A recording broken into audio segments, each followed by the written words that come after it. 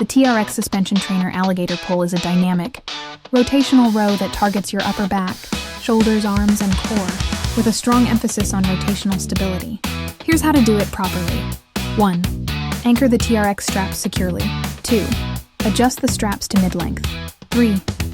Stand facing the anchor point with feet shoulder-width apart or narrow stance.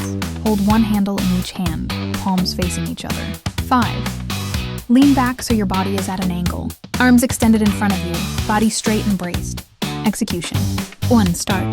The motion, by pulling one hand toward your chest, while simultaneously reaching the opposite hand overhead and back, like you're opening your arms in opposite directions, like an alligator mouth.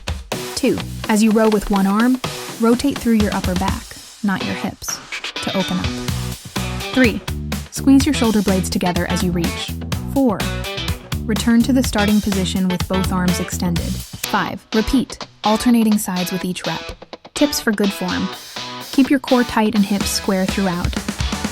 Move in a controlled, smooth motion. Avoid jerking or flinging your arms.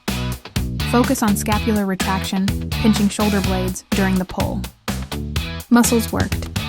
Primary: rhomboids, trapezius, rear deltoids, latissimus dorsal. Secondary: core, especially obliques, biceps, rotator cuff.